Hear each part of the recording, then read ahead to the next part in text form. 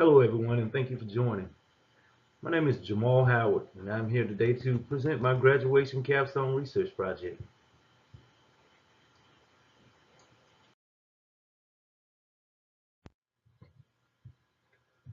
The topic for this research presentation was information security. With technology advancing at a rate in which it has over the last couple of decades, there seems to be a huge amount of data just floating around out there for individuals to get their hands on. So to keep this information out of the wrong person's hands, we need to protect it. You have information out there like personal data. You have sensitive governmental documents. You have individual health records, and also financial information of individuals. So, in order to protect these things, we must do what we have to do, or go above and beyond to make sure that these things are safe.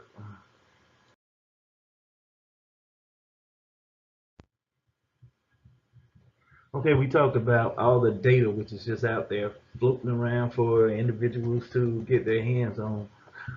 But now let's talk a little bit about the protection methods which we utilize to try to secure this data and see which ones seem to be most effective.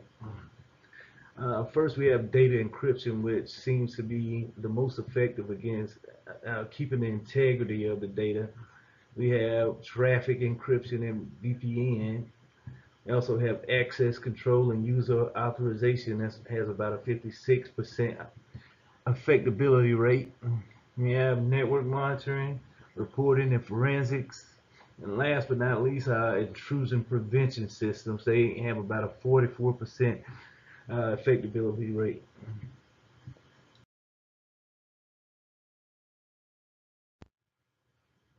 Okay, we spoke about some of the other protection methods utilized to make sure that data is secure. But the one that my research was on is really biometrics. This is the one that has been gaining steam over the last couple years because of its uniqueness. And if you look, biometrics is the technical term for body measurements and calculations. It refers to metrics related to human characteristics. These are things that are unique to you that can't be changed. And currently they're being used as a form of security authentication, like maybe retina scans, facial scans, fingerprint scans, things of that nature. The only catch is people don't trust it. They don't trust that these unique characteristics of themselves are being protected. They don't trust that they will never be compromised because these are things that you cannot change. If someone steals them, they have them. You can't change them.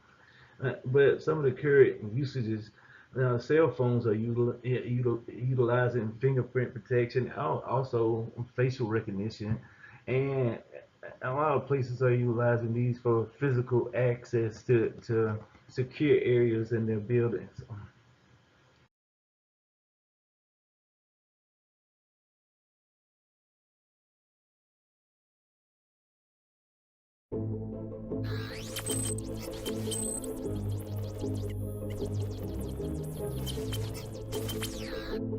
Over the past few years, the industry suffered from a deluge of massive password database breaches. For instance, this year alone, Mail.ru lost 25 million accounts and passwords, Dropbox lost 68 million accounts and passwords, and worse yet, Yahoo lost over 500 million users' accounts and clear text passwords.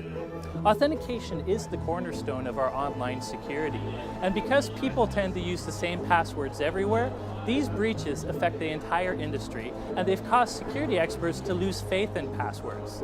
In result, the industry has moved to biometrics, or using something you are to authenticate. For instance, mobile phones come with fingerprint readers. The latest version of Windows allows you to authenticate with facial recognition or other biometric data. Biometrics are great authentication tokens, but they're not perfect. But worst of all, the passwords are still lurking in the background. In 2017, we predict that despite huge increase in biometric authentication, passwords will still hide in the background and haunt us next year. So how do you protect yourself from this threat? Well, simply put, since the password's still there, you need to still use strong password best practices. Make sure you use a long and complex password for that backup password.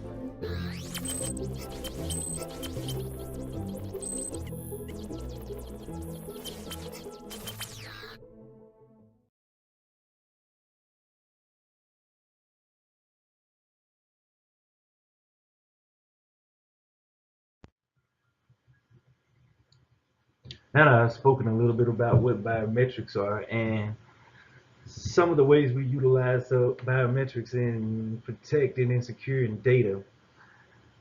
I want to talk a little bit about what my research was about. My research was which generational category will be less accepting of biometric security measures.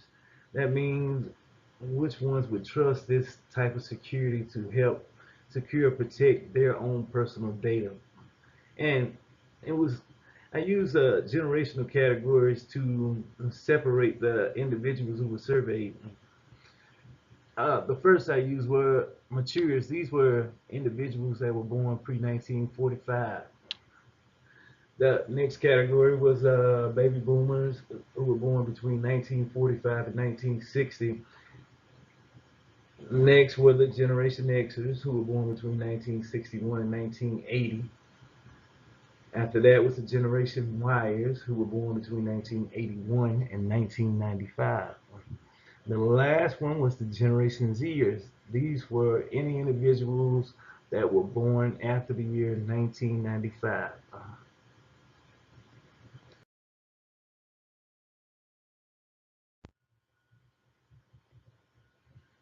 Okay, I used a survey method in order to collect the necessary data to evaluate which of the generational categories would actually be more accepting to biometric security measures.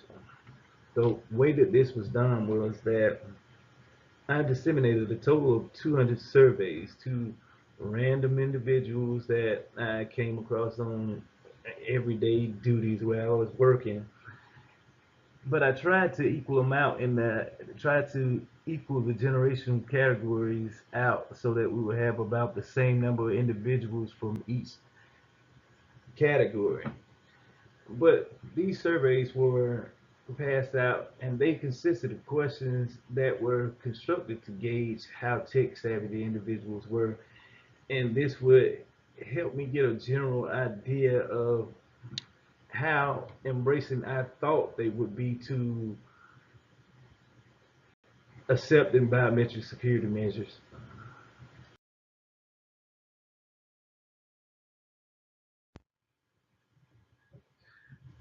As you can see here from the survey results here, it seemed like the older generational categories were less accepting of biometric security measures to protect their data. It seems like the younger and younger, the more people that were willing to accept this to protect their data.